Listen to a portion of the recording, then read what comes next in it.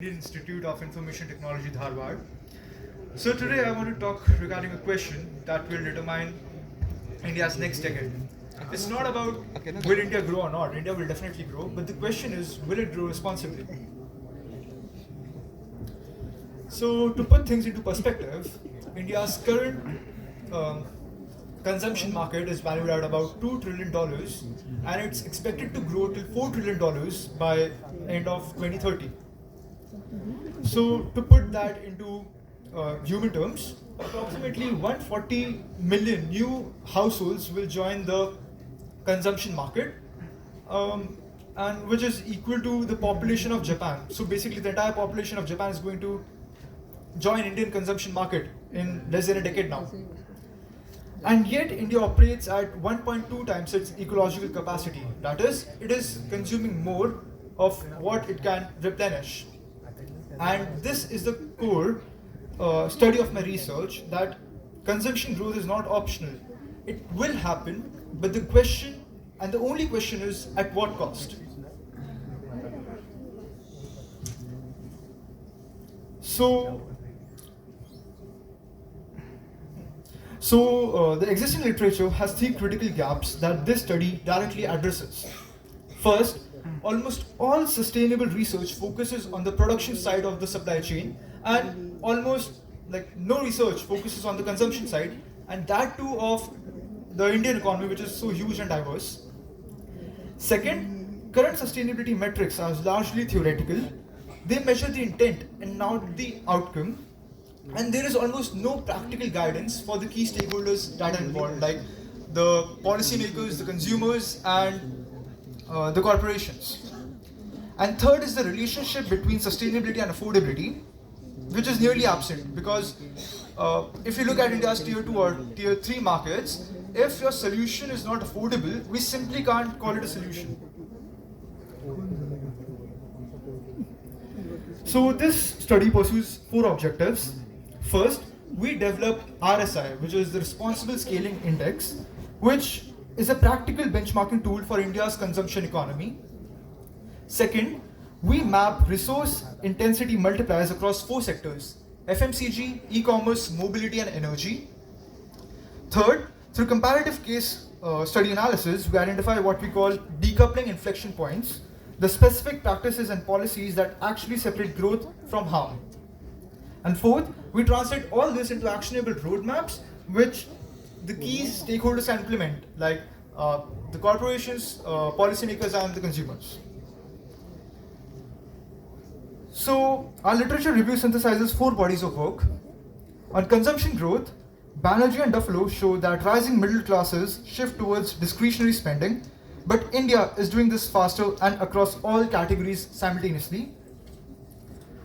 On decoupling, the OECD and Parry and others confirm that relative decoupling is possible in specific sectors, but absolute decoupling has not been achieved globally yet. On circular economy, Geisdorfer and others identify the model, but note that developing economies face infrastructure gaps, informality, and cost constraints that Western frameworks simply don't account for.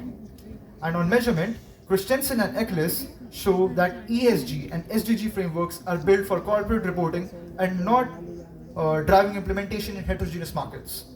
So each of these gaps point to one thing, which is we need a consumption side implementation oriented index which is specifically curated for Indian economy.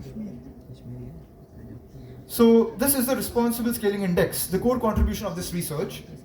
So the RSI has three dimensions of equal weightage, which is, and each score from 0 to 100. So first is the circular economy, which deals with recycling and reuse rates, basically how well a sector is actually closing its resource loops. Second is the social equity score, which captures price parity, tier 2 or 3 market research, informal sector inclusion, and affordability. The third is the policy readiness score, which assesses the EPR compliance, access to green finance, and whether government ministries are actually working together or working at cross purposes. So the composite RSI is a simple equal weight average of these three sectors, and critically, unlike the ESG frameworks, it is calibrated to India's multi-tier market reality and not imported from the European context. So our methodology has 4 phases. Phase 1 was a quantitative baseline using the consumption and environmental data from 2018 to 2025. Phase 2 involved comparative case study analysis of 10 Indian companies out of a pool of 1,800 companies. Phase 3 was a policy gap analysis in which we analyzed the policies of India, EU, China, and South Korea.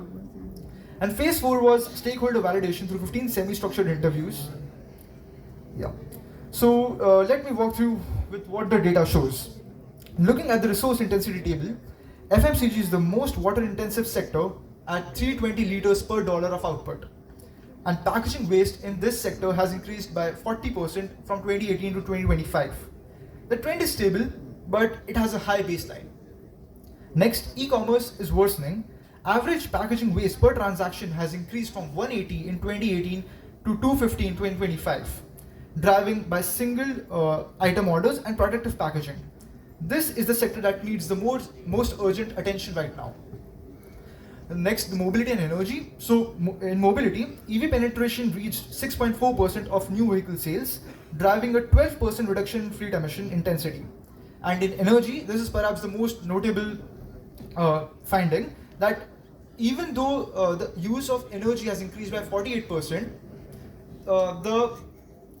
the emission intensity has reduced by 25%. And this is what we call a decoupling. Now looking at the RSI scores, renewable energy leads at 78, FMCG's top performers scored 68, but the sector average is only 48. That gap tells you that leaders are not yet pulling the rest of the industry with them. So our case study reveals 6 critical factors that enable decoupling at scale, and I'll tell one example from each. So first, circular infrastructure. ITC converts 90,000 tons of agricultural waste into reusable packaging every year. Second, affordability linked sustainability. Selco Foundation has made solar energy accessible to Tier 2 and Tier 3 households at costs lower than the grid electricity. Third, technology enabled reverse logistics. Flipkart's AI driven returns processing achieves an 80% product recovery rate. Fourth, and this is one of the most important findings, eliminating the green premiums.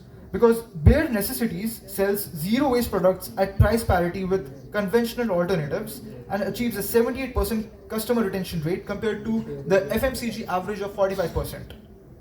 So when sustainability is priced the same as the alternative, consumers choose it. The green premium is not just unnecessary, it is counterproductive. So what does this mean for people who actually make the decisions?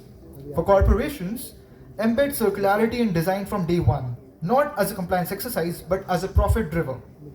The ITC and Flipkart cases prove that this